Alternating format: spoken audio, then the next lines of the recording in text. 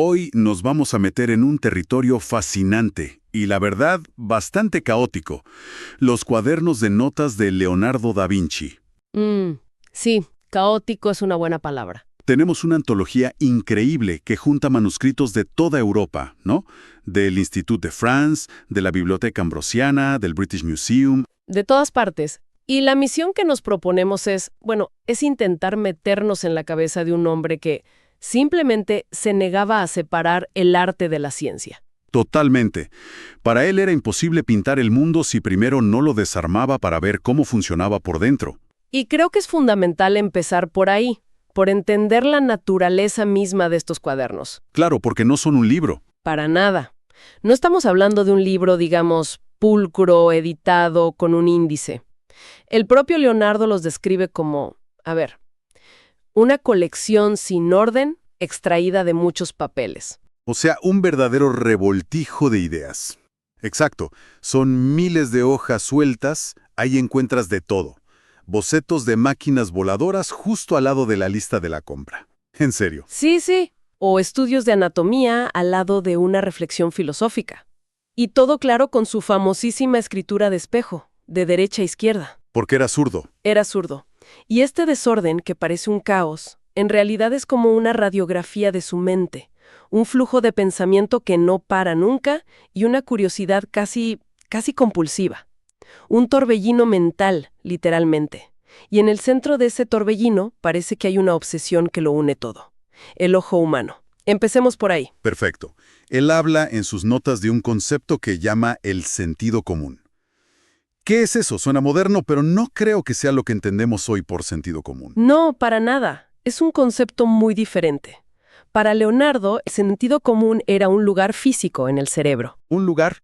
Sí, una especie de sala de control central. Él se imaginaba que toda la información de los 5 sentidos, oído, olfato, tacto, gusto y, por supuesto, la vista, viajaba hasta este punto para ser procesada. Como un juez, digamos. Era el juez de los sentidos, exactamente. Y en su modelo había una jerarquía súper estricta. La vista no era un sentido más, era, y uso sus palabras, el guía principal del hombre. Tiene lógica, claro. Para un pintor la vista es la herramienta número 1. Pero su fascinación iba mucho más allá de lo práctico, ¿no? Muchísimo más allá. Lo eleva a una categoría casi mística. A ver. Lo llama príncipe de las matemáticas, la ventana del alma.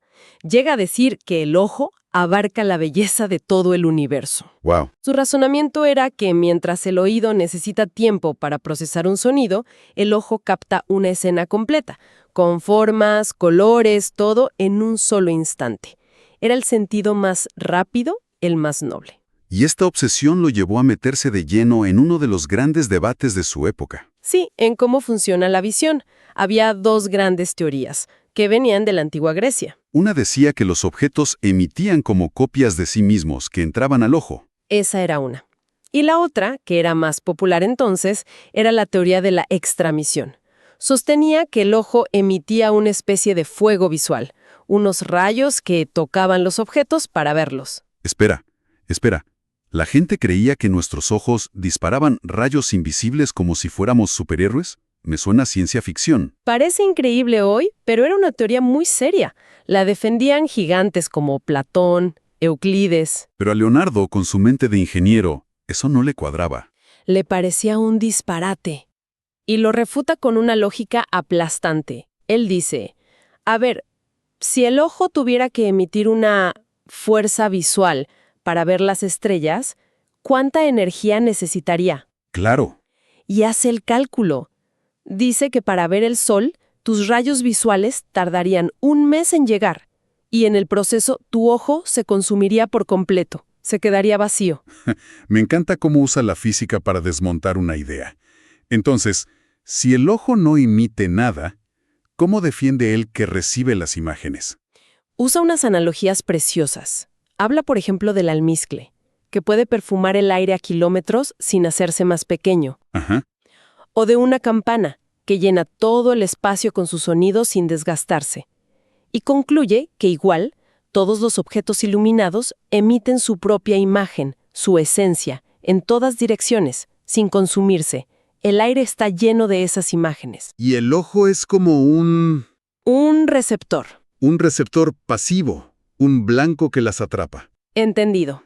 Pero, ¿cómo lo demostró? ¿Hizo algún experimento para probarlo? Y aquí es donde vemos al Leonardo experimentador en su máxima expresión.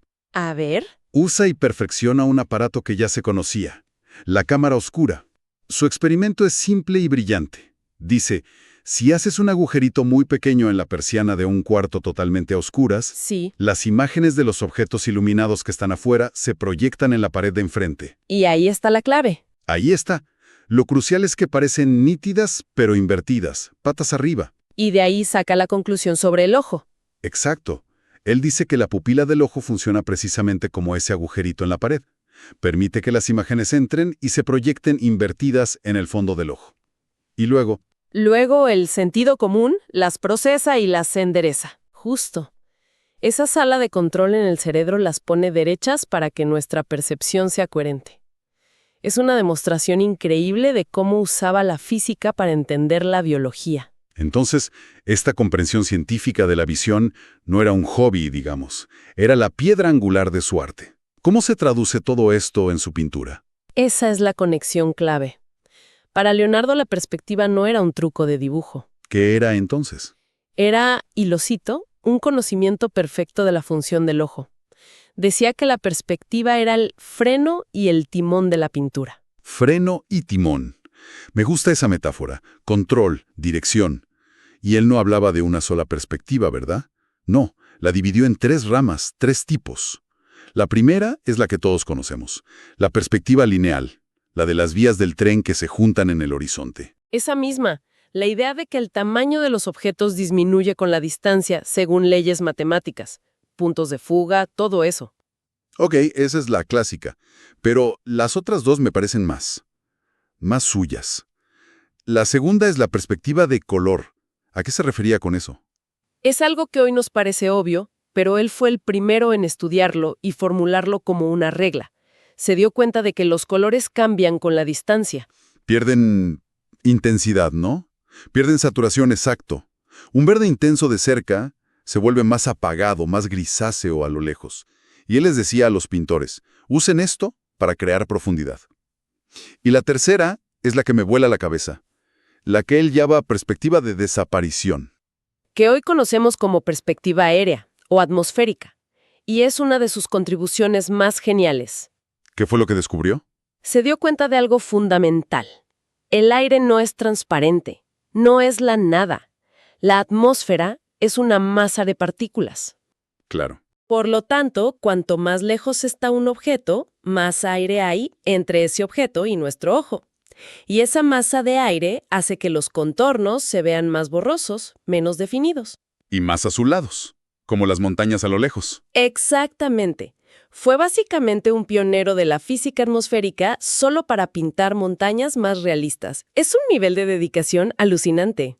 Y esta obsesión por entender lo que hay debajo de la superficie no se quedó en los paisajes. De aquí pasamos a sus estudios de anatomía, me imagino. Precisamente.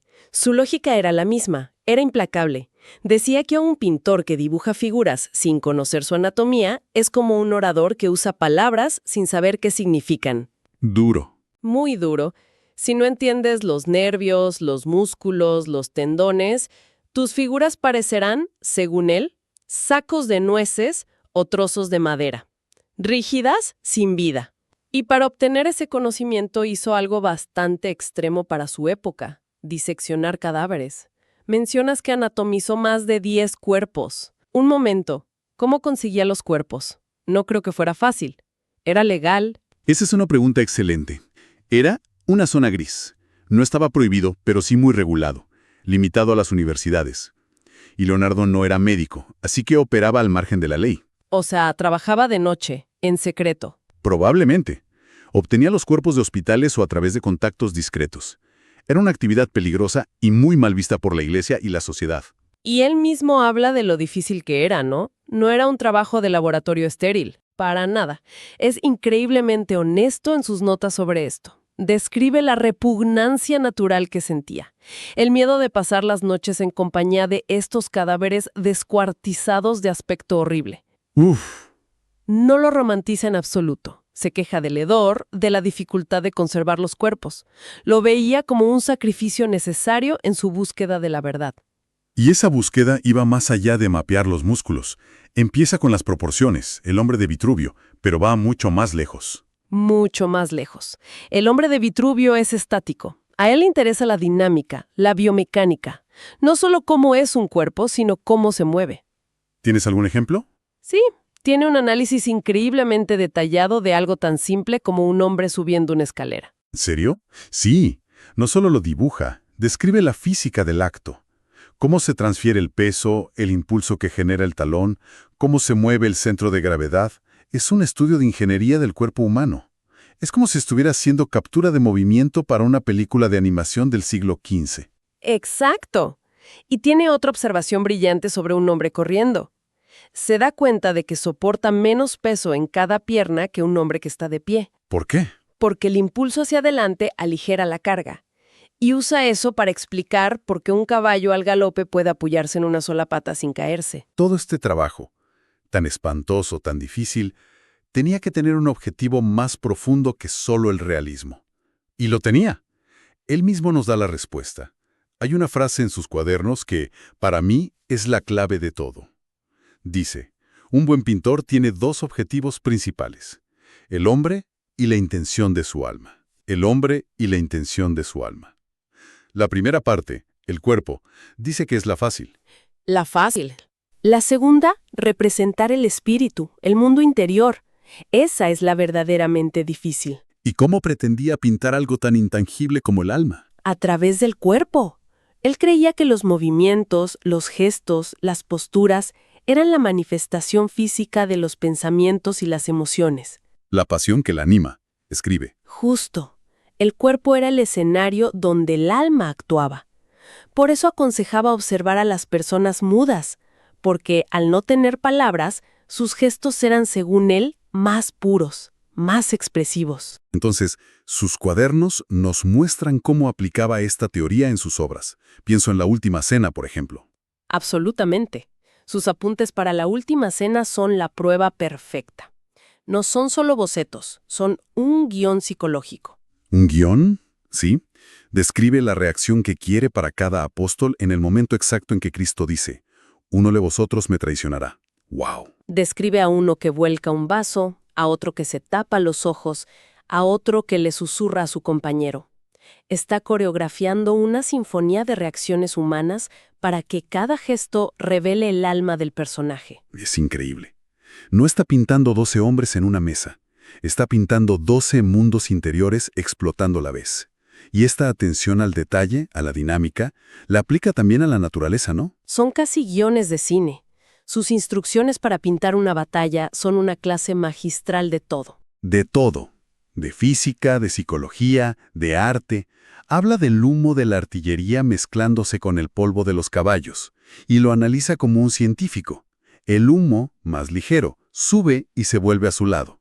La perspectiva aérea aplicada al caos. Exacto. El polvo, más pesado, se queda abajo y mantiene el color de la tierra. Es un nivel de detalle obsesivo. Y va más allá del humo y el polvo, ¿cierto? Mucho más. Describe los rostros de los combatientes, enrojecidos por el fuego. A los vencidos, pálidos, con las fosas nasales abiertas por el terror. El suelo manchado de sangre y lodo. Es una inmersión sensorial total. Quiere que casi puedas oler la batalla. Uf, qué gráfico. Y lo mismo pasa con su descripción de una inundación, por lo que veo. Exacto. No pinta solo agua. Describe la furia del agua, cómo arranca árboles, cómo las olas forman remolinos con escombros y cadáveres. Y el drama humano en medio de todo eso. Claro, pinta el terror de los animales salvajes, lobos y zorros, agrupados con la gente en las cimas de los montes, habiendo olvidado su enemistad por el pánico. Es la naturaleza desatada, sublime y aterradora. Con ese nivel de rigor, no me extraña que fuera muy crítico con otros artistas. Hay un comentario muy ácido sobre Botticelli que me llamó la atención. Sí, es un pasaje muy revelador. Parece que Botticelli decía, quizás medio en broma, que para pintar un paisaje bastaba con lanzar una esponja empapada en colores contra una pared. Como un test de Rorschach artístico. ¿Y qué opinaba Leonardo de esta técnica? Aquí vemos a Leonardo más severo. Admite que una mancha puede servir de inspiración, que puede estimular la inventiva del espíritu, pero critica duramente la idea de que eso sea suficiente. Dice que te da la idea, pero no te enseña a completar ningún detalle. Y remata, sin piedad, diciendo que por eso Botticelli pintaba paisajes muy vulgares. ¡Qué golpe! Eso suena bastante arrogante. ¿O es solo la frustración de un perfeccionista? Creo que es una mezcla de las dos cosas.